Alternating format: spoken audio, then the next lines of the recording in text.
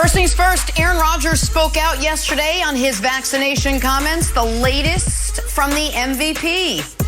Michael Jordan's flu game, 24 years ago, still a topic of conversation. Why is Scottie Pippen taking shots at MJ this time? And the Chiefs and Patriots, same record, but are they on the same tier as well? Good Wednesday morning, everyone. Welcome to First Things First alongside Nick Wright, Greg Jennings, Kevin Wilds, the old I told you stretch. I am Jenna Wolfe, Mac Jones, Patrick Mahomes, Patriots, Chiefs, same record, tiers. Nick, how fun was that committee meeting last night? If there was ever a question, Jenna, about the objectivity and earnestness and honesty of this committee, it will be answered today at 8:02 a.m. Eastern Time show. You mark it down. Okay. We will put all the questions to bed. 8:02 a.m. Eastern Time. Right after Wild's Weird and Wonderful. All right, we will get to 8:02, but first we have to get to 7:30, and that's where we start with the latest on OBJ. The deadline to claim Odell off waivers yesterday came and went, so that means for the first time in his career, Odell Beckham Jr. is a free agent, free to sign with who he wants, when he wants. And yesterday, Jordan Schultz reported that if OBJ did clear waivers, his first choice would be to sign with the Green Bay Packers. Another report had New England Patriots also being in touch with Odell's camp. Mac Jones said yesterday, Odell is a great player and that the Patriots are, quote, open to whomever wants to come here and help us win. A mid-season free agent frenzy nobody saw coming at the start of this season. All right, Nick, I'll start with you. Where should Odell Beckham Jr. sign? Well, I think there are three obvious options. And before the year, I said I thought the Packers should trade for him.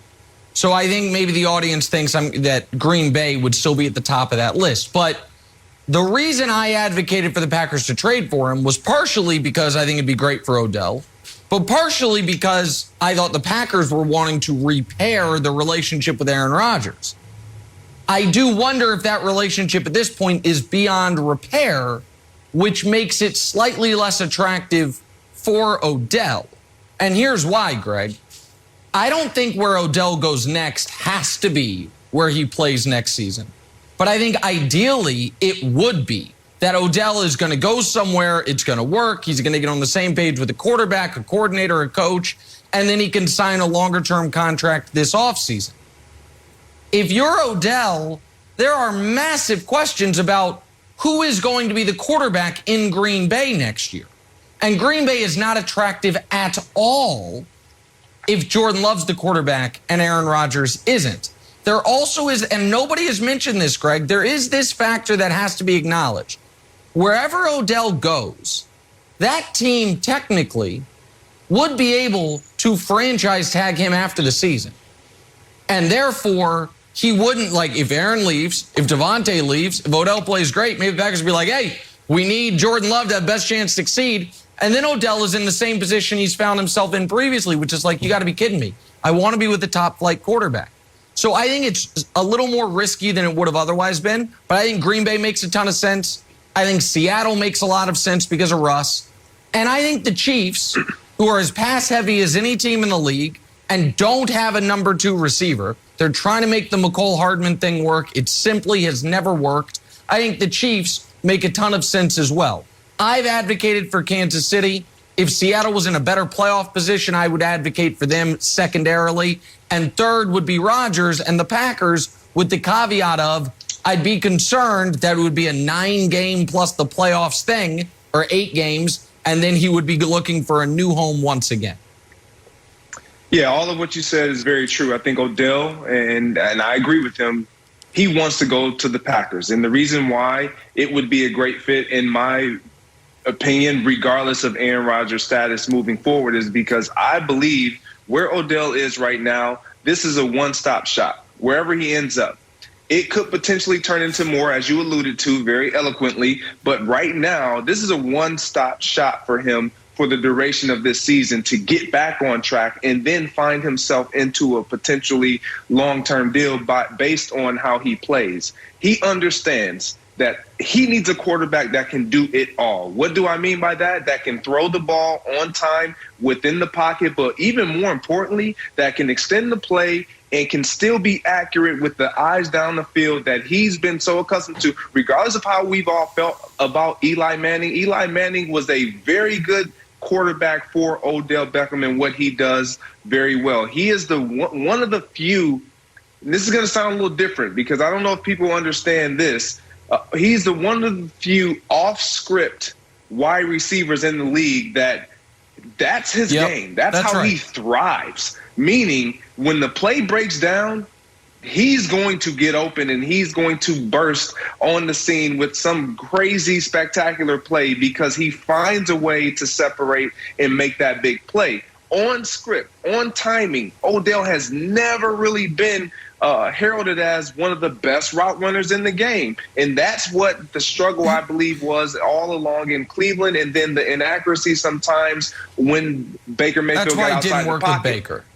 Correct. Exactly right. Now, the other two options that he mentioned, Wilds, the Chiefs would be a great option because of the same type of quarterback, the Russell Wilsons of the league. But there is a team, and I know this may be like, what? Why would they do that? Come on, buddy. The Arizona Cardinals. The Arizona Cardinals have gone all in. And A.J. Green has not really shown anything. Now, he signed the 1 year, $6 guaranteed, but they're not going to be signing Odell for a whole lot this year. Who knows? They've gone all in. Dinged up. DeAndre's a little dinged up, and they got a quarterback that can play very well off script. Okay, so that's interesting. Here's my main issue, Greg, and tell me if I'm wrong because I recognize that this take has a heavy dollop of Patriots homerism in it. We think Odell wants to win, right? We think Odell wants to be coached with like a great coach. Can you name a better team in the league that doesn't have a number one wide receiver than the Patriots? Every other pitch, if I'm Odell that I'm listening to, all right, Seattle, well, you have a guy. All right, Arizona, you have somebody. Green Bay, you have somebody. Kansas City, you have somebody. I'm a number one guy. So why am I signing up to be the number two guy and some points maybe the number three guy when I can go to New England, I can follow the Randy Moss model and be the number one guy? So if I was Bill Belichick, here's what I would say. We did it for Randy. We did it for you. If we can show their stats real quick, Nick showed this last week. The stats are shockingly similar. And like, oh, but Wilds, you're just being you're a Patriots fan, of course. Well, you know who else thinks it's a good comparison? Randy Moss himself. Here's what Randy Moss said after the Monday night game. Everyone's saying, oh, very similar. Feels like my career when I was leaving. And granted, Randy did put a large kind of feeling that he was like, well, it might be Las Vegas too. But I don't understand why the Patriots aren't getting more consideration considering he would be the number one guy there, Greg. Well, I'll answer that very bluntly. The reason why they're not getting a lot of consideration, did you just not listen to Nick's quarterbacks? Did you not listen to my quarterbacks? And then you go to Mac Jones. I'm not knocking Mac Jones, but Odell is not interested in rekindling or starting another phase with a young quarterback that is unproven. Now, Mac Jones has done a tremendous job been accurate, but they don't thrive off script.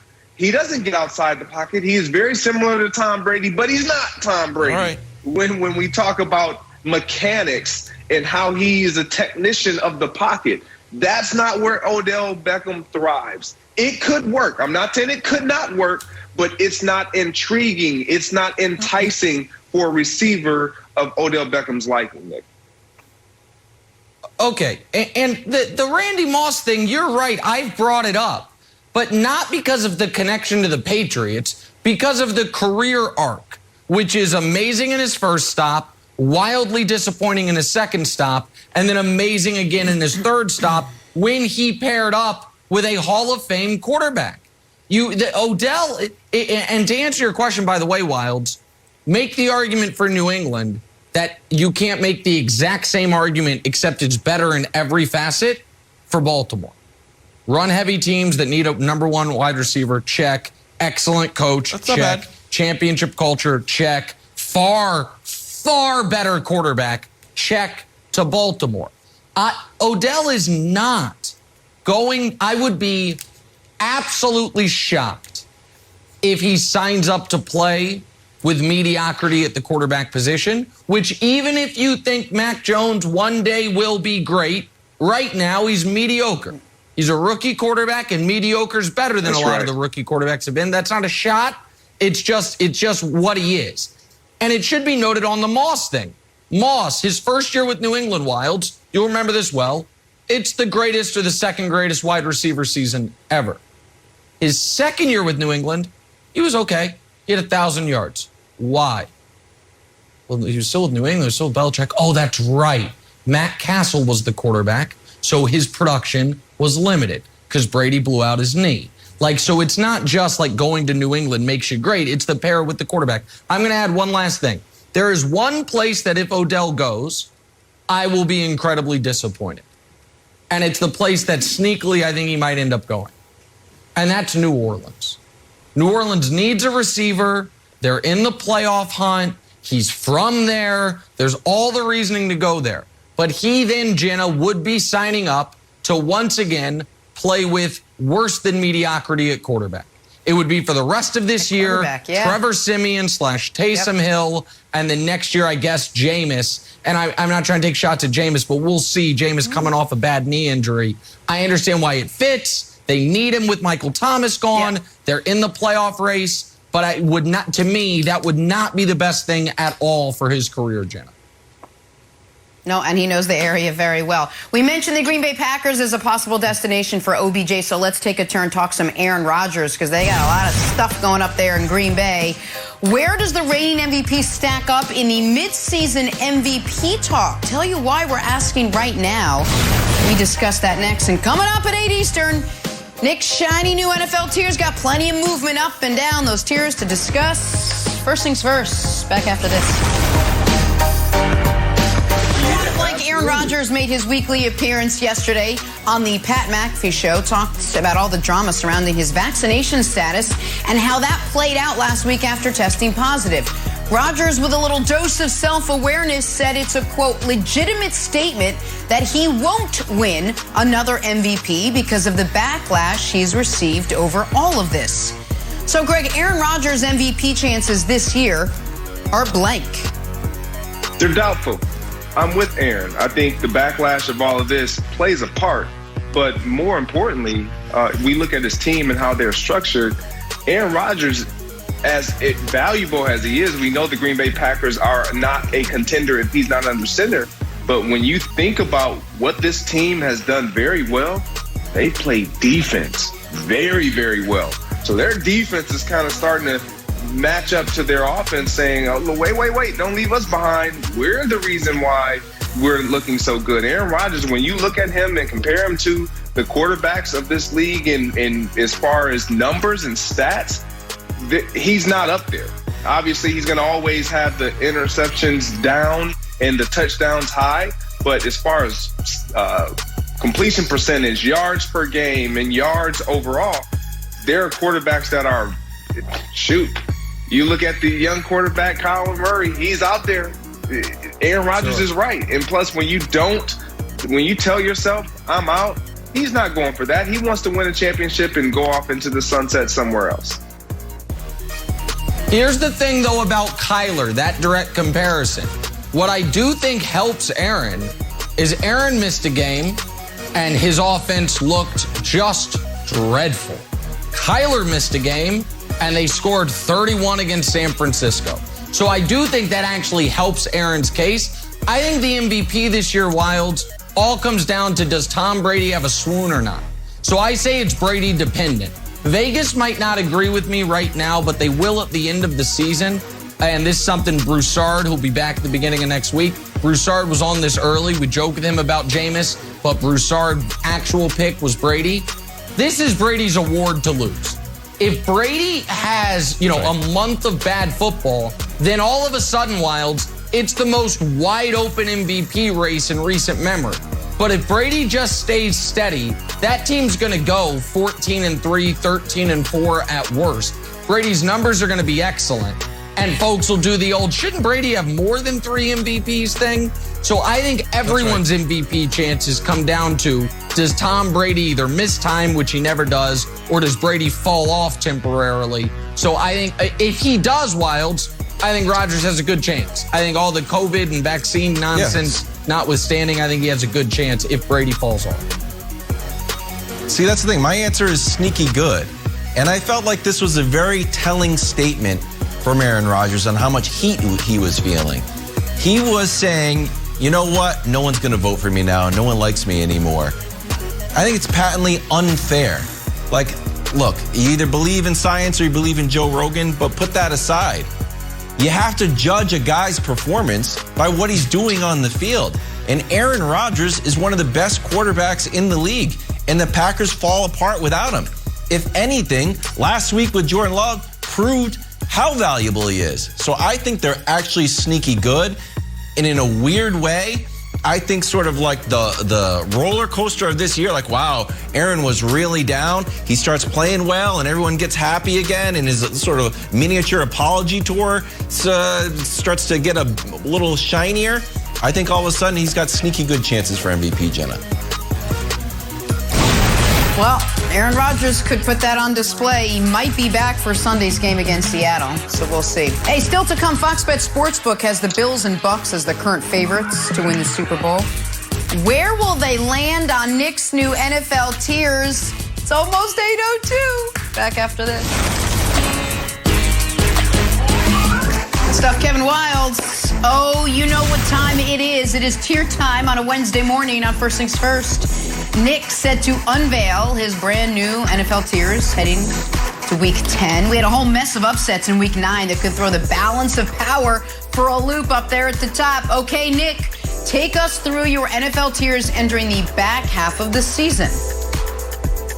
Check your clocks, America, as promised. 8:02 a.m. Eastern sharp. The tiers are coming right now, dripping in objectivity and punctuality. Now, let me tell you something. I don't want to spoil the tiers, but something very weird happened. We did our process, we put in the algorithm, we had the debate, and we realized something. It's an NFL season unlike any other. The 5 best teams in football are all in one conference. The next 10 are all in the other conference. We will get there shortly and we will explain. But first, let's show the teams that don't really matter anymore, the bottom 4 tiers. Congrats to the Jaguars for getting off that row. And by the way, the Bears. Right now, Chicago, you should feel great. Justin Fields, what a magnificent second half. I think you've got your quarterback. You know who shouldn't feel great? Kyle Shanahan. Oh, boy. Talk about the shine being off that rose. What is happening in San Francisco? All right, next tier. I guess. These teams, some of them are going to make the playoffs. But none of them right now scare you or threaten you at all, except for Seattle, maybe if Russ comes back. Also, it could be called the Nick Wright vindication tier. You know why? Because the Falcons, if the playoffs started today, would be in.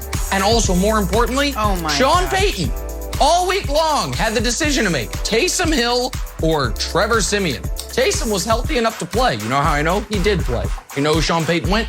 The only actual quarterback, Trevor Siemian. Good job, Sean. All right, now, AFC, arrow down. These teams, what's been going on last month with these teams? You have the Bengals. Are you kidding me, Bengals? The Raiders, who they had been playing well, then they had a miserable game against the Giants, and also everything going on with them. Can't believe in them. The Browns, I understand they won this week, but they've lost 3 of 5. And the Chargers, after 2 awful games, you almost lose to Philly, arrow pointing down. AFC, arrow pointing up.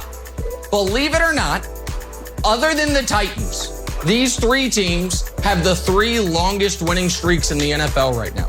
2, 4, and 3 are the winning streaks collectively for these 3 teams.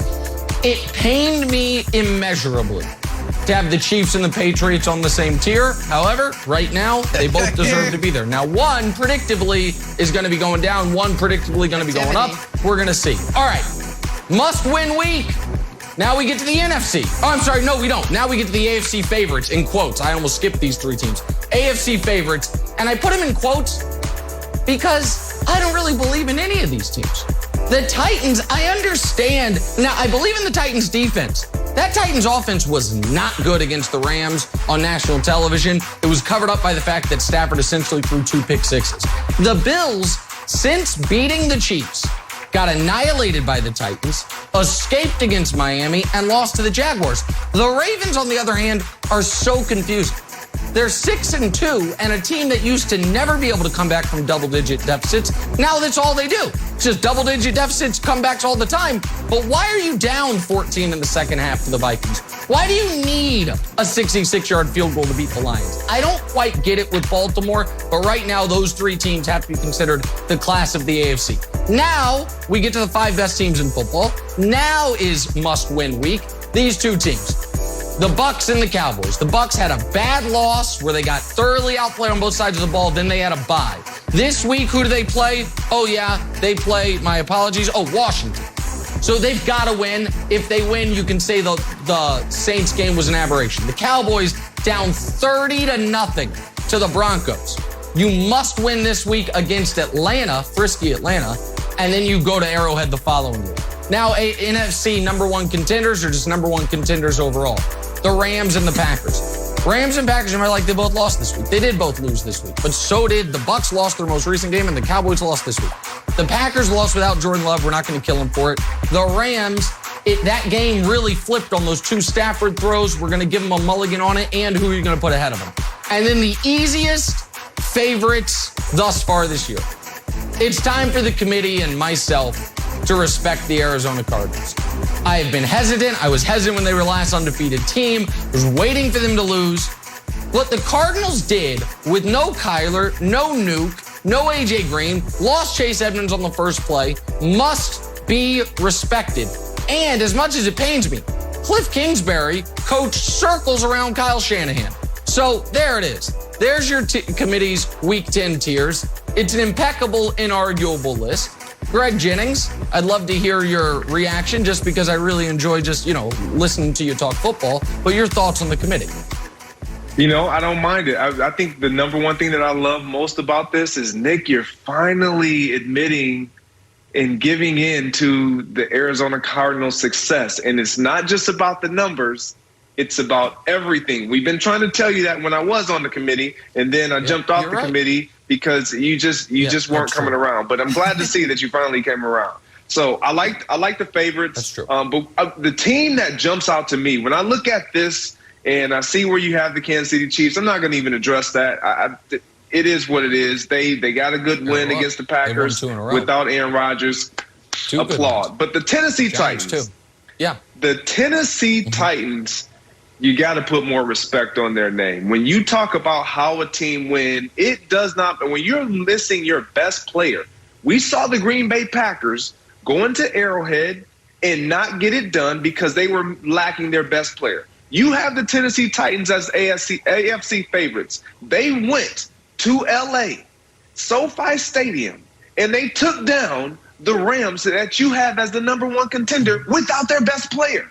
And you want to pour and you want to take the sunshine out of their light or out of their moment and put moon and forecast and everything else over it because their offense didn't play well. So what? Now the Rams don't have a good defense? Like, the Tennessee Titans have 3 superb wins. One, if I may add, over your Kansas City Chiefs, where they wallop the Chiefs. Their remaining strength of schedule is the easiest in all of the National Football League. They have the Saints next week. After that, they play no one. And so this team, you have to look at them as a real contender. So you got to put more respect on this team. They're going to get it together, even without Derrick Henry.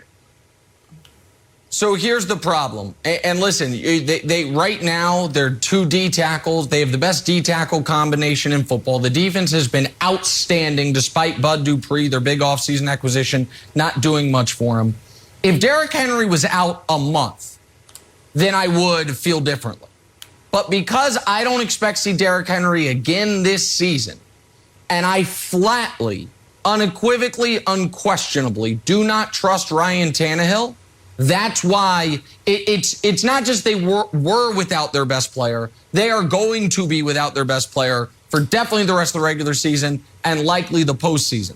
Now, if Derrick Henry's able to come back for the playoffs, because I agree with you, Greg, they're in great position to be a top 2 seed in the AFC because of that schedule. And by the way, shots fired at Wild's Patriots, because Greg said after this week they play no one. They play Patriots a few weeks, but I agree with you, Greg. I just don't believe that the Titans are going to be able to keep up this level of play. I could be wrong. I underrated the Cardinals for a bulk of the year. Maybe I'm underrating the Titans. You don't make a bad case. I just think the Derrick Henry injury over the bulk of the season Wilds is too much to overcome.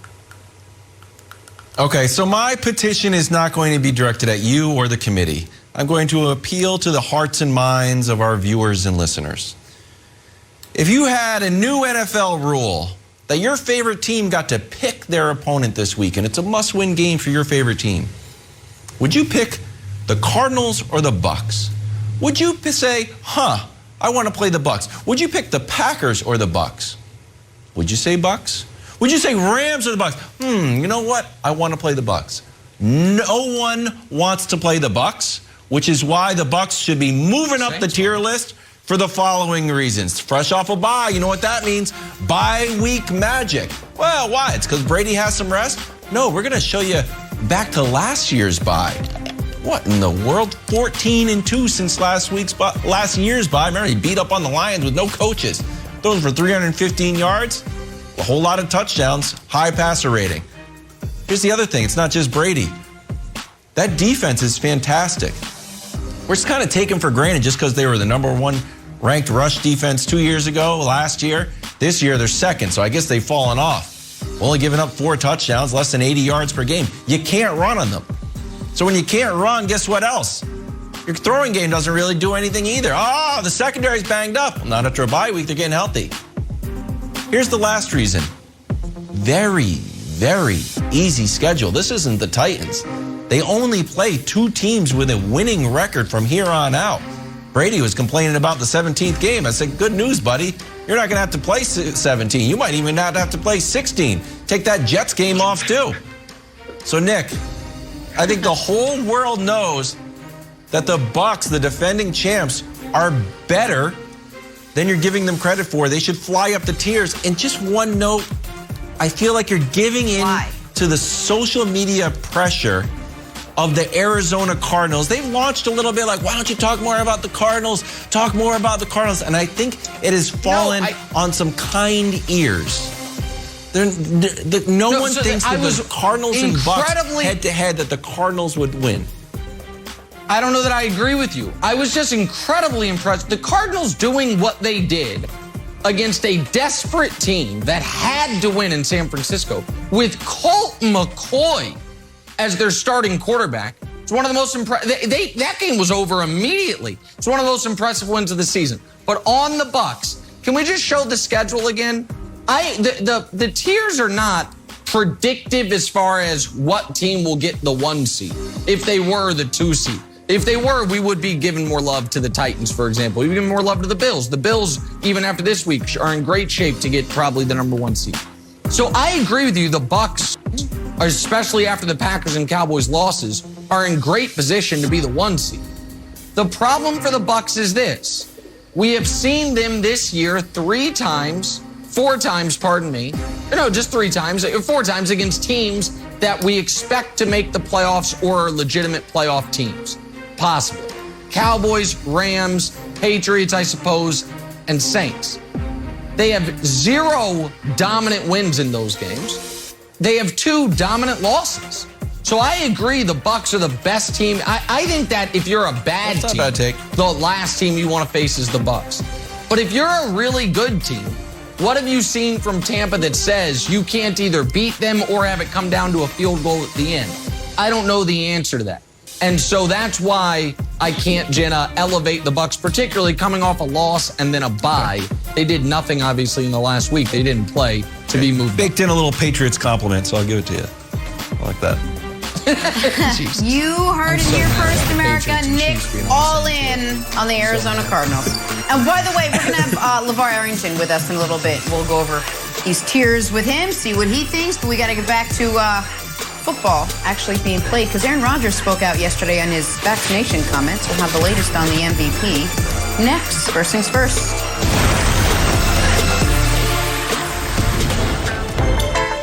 First things first, back here with former NFL head coach and all-around fun guy, Eric Mangini. Coach, good morning. We're talking Aaron Rodgers. In his weekly appearance on the Pat McAfee show yesterday, the reigning MVP owned up to misleading people about his vaccination status. Rodgers said, quote, I made some comments that people might have felt were misleading. To anybody who felt misled by those comments, I take full responsibility. I'm an athlete.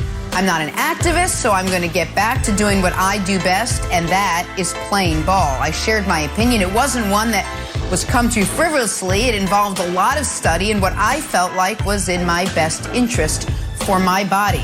I shared an opinion that is polarizing. I get it, and I misled some people about my status, which I take full responsibility of those comments. But in the end, I have to stay true to who I am and what I'm about, and I stand behind the things that I said.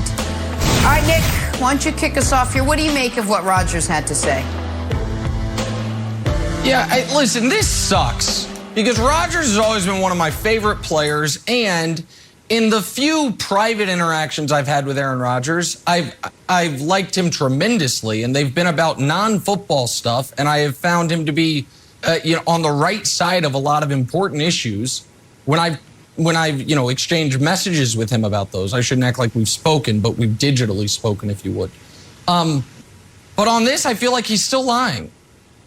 And to apologize for misleading the media for that initial press conference and then to continue in these interviews to mislead people, I think is very unfortunate. So I made a list here. In his first interview, he said that an NFL doctor told him that if you get the vaccine, it's 100% you can't get COVID. That the NFL said that's flatly untrue. Logic tells us that's flatly untrue. I don't believe that a doctor ever told him that. I'm going to say something else that is maybe a little controversial. I am, let me call it, skeptical of his claim when he said, I couldn't take Pfizer and Moderna. I'm allergic. I'm just skeptical purely on a numbers basis. According to the CDC, 1 in 500 are allergic, so that's 1 in 500 chance. Rodgers could be that. And 1 in 100,000 have a severe reaction, and 90% of that 1 in 100,000 are women. So the odds that Rodgers was told by a doctor this is unsafe, it's not impossible, but given the fact that he's fudged the truth on a number of things here, I'm skeptical. And then I also think in this apology, there's a lie, even if he doesn't know it's a lie. When he says, my research wasn't, the word he uses is frivolous. Well, I think it was, Aaron. I think that there's I guess, a couple ways to approach it, Coach. First one is this. If you are researching a deadly virus and one of your go-to sources is Joe Rogan, you're being frivolous. If you're asking Joe Rogan for expert opinions on anything other than podcasts or mixed martial arts, it's frivolous, almost by definition. And when he says, I put a lot of time and study into it, yet the last time we heard him talk, he asked the total red herring, if the vaccine's so great, why are people with the vaccine still getting it? That shows such a baseline misunderstanding. Like, Coach, if I said, guys, I've been studying the NFL, spent a lot of time on it, and I got to tell you, I watched that Packers-Chiefs game, and the Packers had a ton of problems with the hold on field goals. So why aren't they just using the kicking tee? I watched Crosby on kickoffs, never missed anything. Just use the kicking tee on field goals, guys. Duh, it's right there. Would you think I've really studied this, or I'm talking out the side of my mouth? Because that's what a lot of Rodgers' comments have been. So I just think the whole thing sucks, and I just still don't believe him, Coach. I think that Aaron thinks he's the smartest person in the room when he's in a room, and oftentimes he probably is the smartest person in the room. And sometimes when you have that approach, you think you can pull things over on people. And for a long time, he did pull things over on the whole league. You figure over half the season, everybody went with the assumption that he had gotten the vaccine. And even in his comments, he says, if people felt misled, now later he says, I misled, but really was about how people reacted to his comments, not that he was deliberately trying to mislead him. There, at no point was there really an apology. This was just a function of the business aspect, the blowback, the things like that, trying to pull that back in or rein that back in. Yeah, he says, I stand by my comments. Guys that stand by Cole Beasley stands by his comments. He was out in front and he was strong on it, and there was no gray area with how he felt. Yeah. That's standing by your comments. That's taking a real position. Even this summer, I felt misled when he said he was going to retire. I felt misled when he said it was about personnel and not about his contract. It was about his contract and guaranteed money, but it's the same type of situation. And when you look at things, in light of this, and then you look back at comments, you start to question a lot of the things that he says. And look, going to a doctor for most things, but suddenly not going to a doctor or not relying on their advice for this, and going to someone that has no medical training to decide how you should react to getting the disease, it's stunning, and it's not great for the grand scheme of things and for everybody who's trying to make sense of this and do the right thing.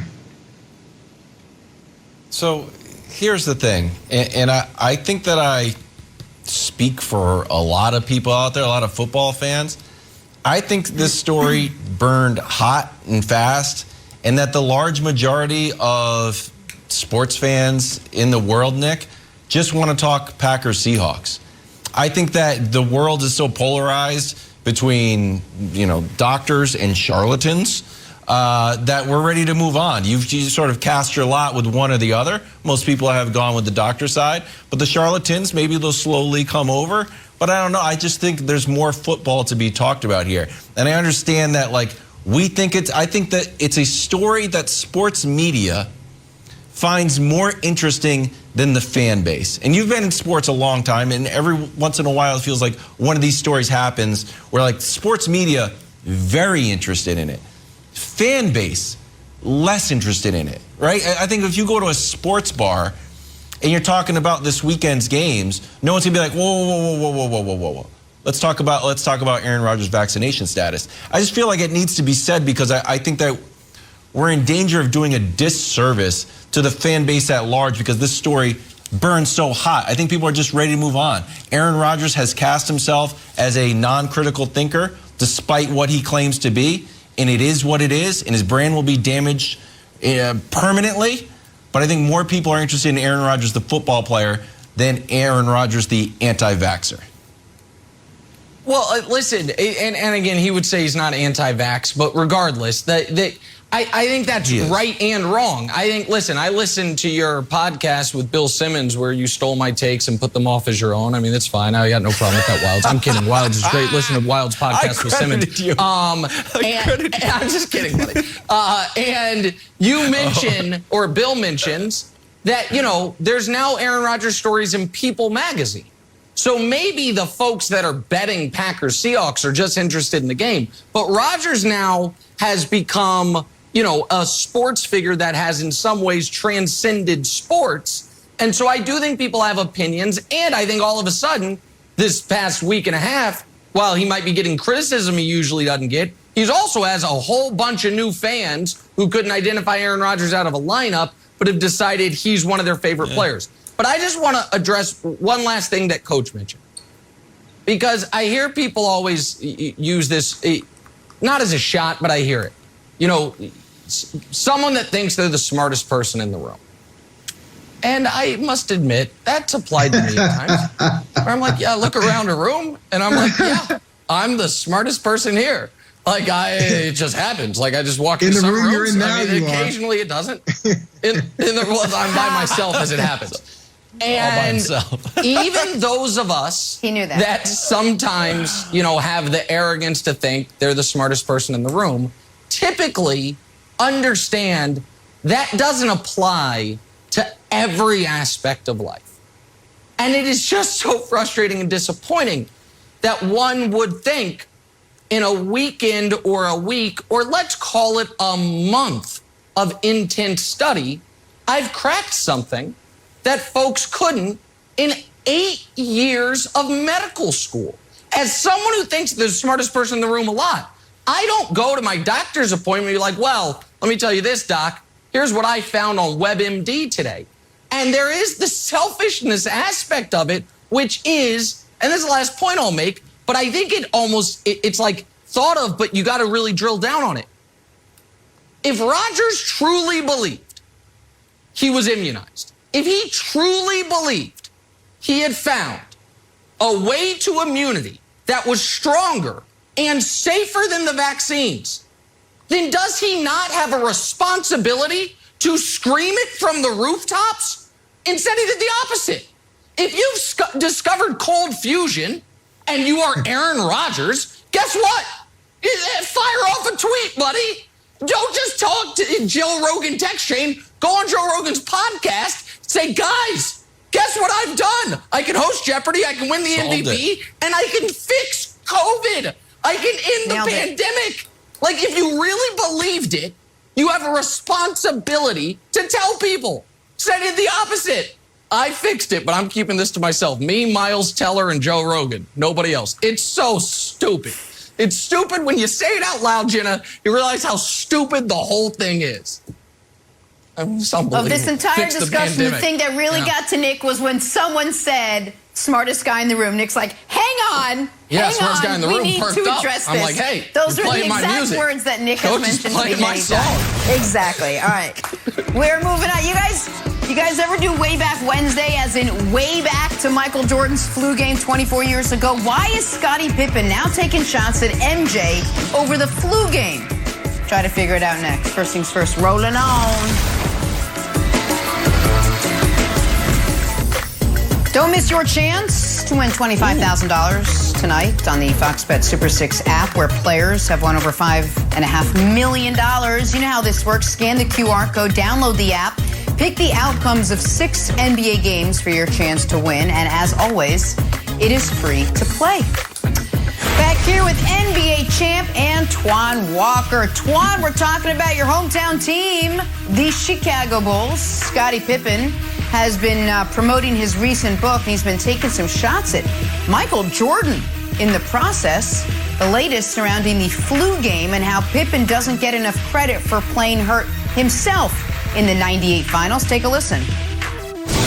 I definitely was not able to play a Game 7. And you know the way it works with us in the media. When Michael Jordan would get sick in a playoff game, we make it seem like he came from his hospital bed with IV stuck in his arm. And, and he has these great accomplishments. But for you, that is pretty remarkable what you did. Again, I'm not saying you're doing it for people to give you credit, but do you feel that not enough was made of that moment? Because there you were playing hurt in a deciding game against a great Utah Jazz team. Here's my breakdown on that. I'm going to ask you this. All right. Is it easier to play with a herniated disc or to play with the flu? They always say the worst injury to have is a bad back. So, well, I don't see many bad back games, but I do see flu games. Flu. Come on. That's a great answer. All right, Antoine, that does remind me I do have to get my flu shot. That's not important now. The question that is important, does Scottie Pippen get enough credit? Well, this is always tough for me, Jenna. To be honest with you, both of these guys are at one point in my life where I consider friends of mine.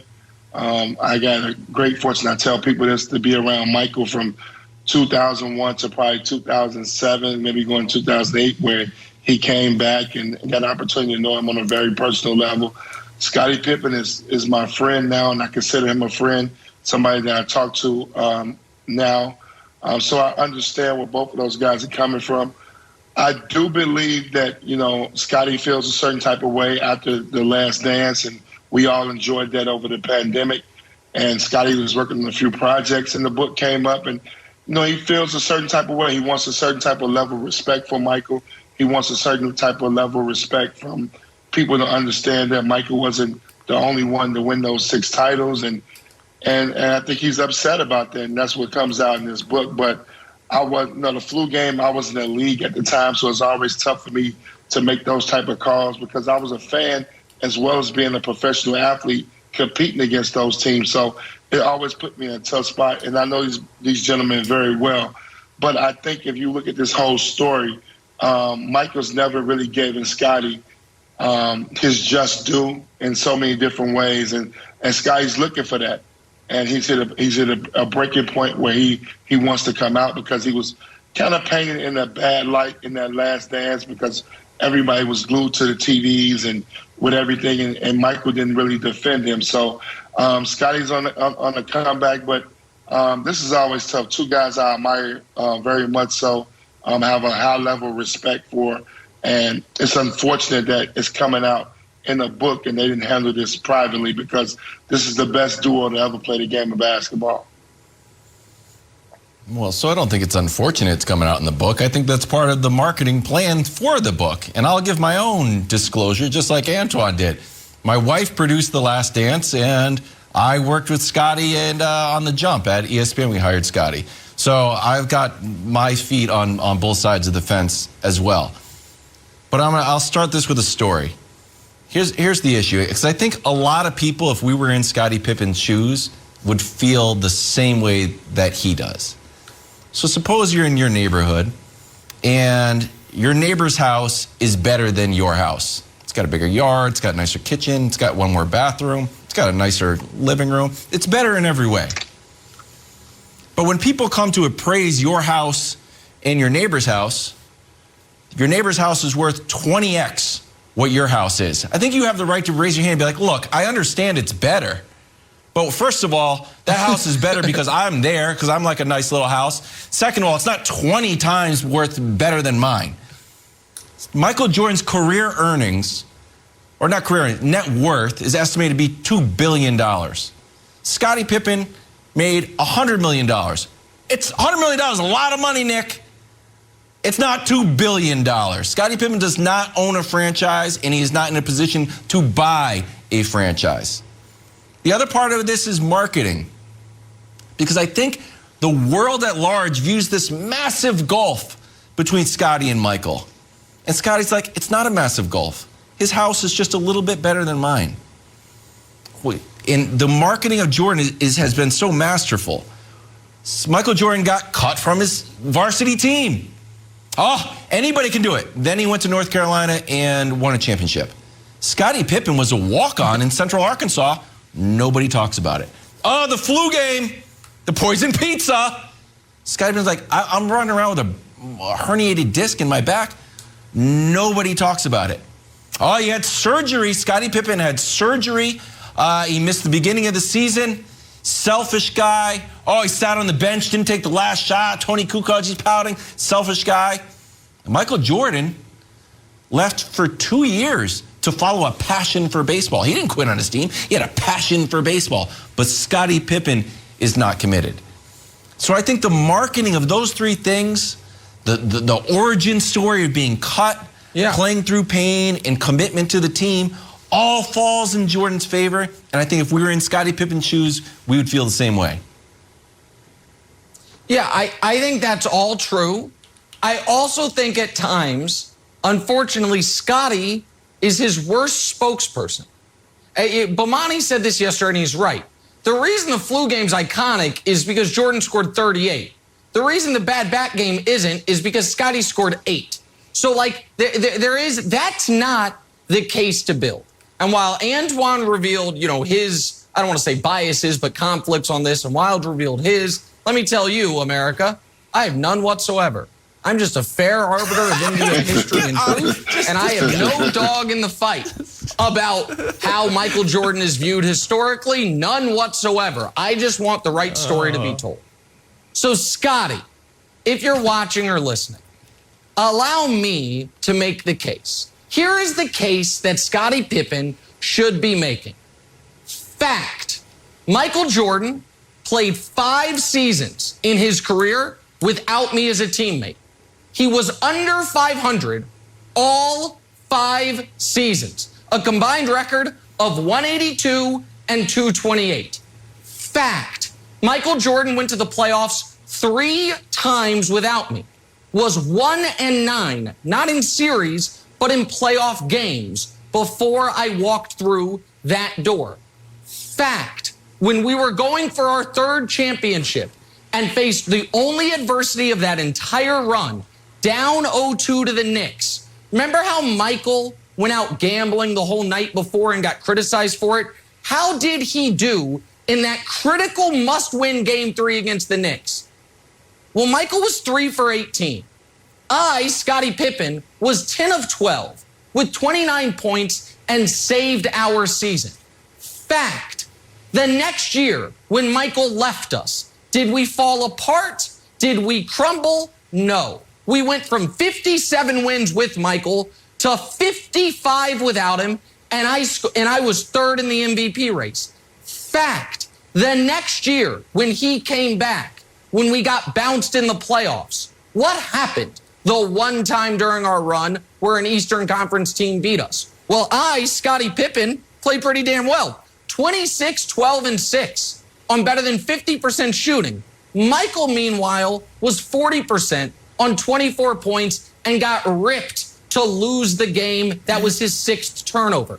Fact, after Michael retired again, I helped lead a team to Game 7 of a conference finals, could have won a championship if not for Shaq and Kobe's iconic comeback. That's the Scottie Pippen case, Antoine, not the one he's making. There is a case to be made that Scottie Pippen, who never missed a playoff game, who was always available, who always took on the hardest defensive assignment, who, when Michael was there, never complained about getting shots or anything like that, that only happened after Michael, True. Who always did the dirty work and was always the not even a backup singer. He was, a fringe dancer to Michael Jordan's John Lennon, as far as in the media's eyes, was there with him. And does Scottie win 6 titles without Michael? No. But does Michael win 6 titles without Scottie? Absolutely not. That's the case to be made. So, Scottie, I'm available. And just because, Antoine, I'm such NBA truths are so important to me, I'll do it for free, buddy. I got your back. I just want the right story to be told. I love the fact, Nick, that you really dug deep and really found some ways to make Scottie look really, really good. And I think that's what Scottie wants. Scottie wants to be put on the pedestal the same way Michael's put on the pedestal. And I'm telling you, it's the pandemic, it's the Last Dance, the way it was produced. And Michael was made out to be this great guy and the best player that ever played the game. There was a little question mark that you thought, and a lot of people in the world thought, that LeBron James was the best player in the world. And Michael made sure that people knew that he was the best player in the world. And in the process of that, Scottie Pippen got knocked down, and he's coming out now with his memoir and telling the story. So I have no problem with it from both sides of the fence because I know both of these guys. So I'm appreciative that Scottie's telling his side of the story because I play golf with Scottie, and I never hear these stories. And now to be come out in the book and hear them is great to see and great to hear, and look forward to reading the memoir. So I'm not mad at Scottie. It's unfortunate that these two guys are, to me, and being a Chicago Bulls fan, growing up a Chicago guy, that you want these guys to be best friends, but it just didn't happen. And they was able to accomplish an amazing feat, 6 championships. And, we have to respect that. I respect both sides of the equation, but Scottie wants his respect. He also deserves it too as well. Yep. Antoine, that's great perspective. Thanks so much. Fact, if I don't take a commercial break right now, I'm going to get fired. We got to talk Aaron Rodgers. Where does the reigning MVP stack up in the midseason MVP talk? Stern talk. That was an incredible conversation. I could have listened to it for minutes on end, but we got to take a turn. Back after this. We are talking about the latest on OBJ. The deadline to claim Odell off waivers yesterday came and went, so that means for the first time in his career, Odell Beckham Jr. is a free agent, free to sign with whom he wants, when he wants, and yesterday it was reported that if OBJ did in fact clear waivers, his choice would be to sign with the Green Bay Packers. Another report said the New England Patriots have also been in touch with Odell's camp. Mac Jones had some nice things to say about OBJ. Boy, a midseason free agent frenzy nobody saw coming at all. Nick, where do you think Odell should sign? Well, if I were Odell, if I were counseling Odell, the things, Wilds, that I would care most about are ability to compete in the playoffs and for championships at this year and moving forward, quality of quarterback, and continuity at that position. And so the only reason Green Bay doesn't check every box is because of the question of that last part. The Green Bay's definitely in the playoffs. They have a great quarterback. But is that quarterback going to be there next year? Because while where Odell signs, it's not a guarantee he'll be there after this season. I'm sure what's best for him and what he would like is for where he signs now to be where he is, short to medium to long term. And with the uncertainty surrounding Aaron Rodgers and what we just saw from Jordan Love, that takes a little luster off the Packers. So to me, Seattle, where there were a lot of rumors surrounding him, they almost check every box. Their problem is they're probably not a playoff team this year, but in the NFC, that's 7 spots up for grabs. And I don't believe Russell Wilson's going anywhere. I think he's there long term. So they check every box but the playoffs. And then there's Kansas City, the team I've advocated for, because they clearly need another wide receiver. I know everyone points to the defense, but they've had a good number 2 wide receiver the whole time Mahomes been there until this year, and it's affected them. But Kansas City also is right now, according to Vegas, 60-40 to make the playoffs. But Mahomes is going to be there, Wilds, and there's going to be continuity coaching and quarterback. So I would rank it Kansas City 1, Green Bay 2, Seattle 3. But I would be very anxious about Green Bay, Wilds, just because what if Rodgers leaves? And then you're picking up and moving again? Could they franchise tag you? That part, to me, puts that in question. See, if I was Odell, Nick, I would want to be the number 1 guy. I'd want to be the number 1 guy on a good team. So Seattle already has a number 1 guy. Kansas City has a number 1 guy. Green Bay has a number 1 guy. All the teams that don't have a number 1 guy aren't that good. Except for the Saints. They don't really have a number 1 guy because Michael Thomas is going to be out. And the New England Patriots. And if I was Odell, I would follow the Randy Moss route, literally and figuratively. I would say, my career started strong, had a little bit of a detour, then I went with great mentors like, Josh McDaniels and Bill Belichick. My career got on track. Here was Randy Moss with the Raiders, not that great. There's OBJ. Next thing you know, you come out, all of a sudden Tom Brady's throwing 50 touchdowns, setting records. You didn't catch them all, but you had a lot. Don't take my word for it. You know who else thinks it's a good idea? Randy Moss himself. I remember them talking about me going in my 10th year is my last chance. That's the reason why I'm talking about the New England Patriots. They have a young stud in Mac Jones, Josh McDaniels, Bill Belichick, and being able to keep his mind right. Now, Randy also mentioned Las Vegas, to be totally fair, although I wanted to leave that part out and just to be 100% Patriots. But LeVar, I think being coached by Bill Belichick would be a privilege that Odell should consider and be willing to sort of go to New England, get coached up.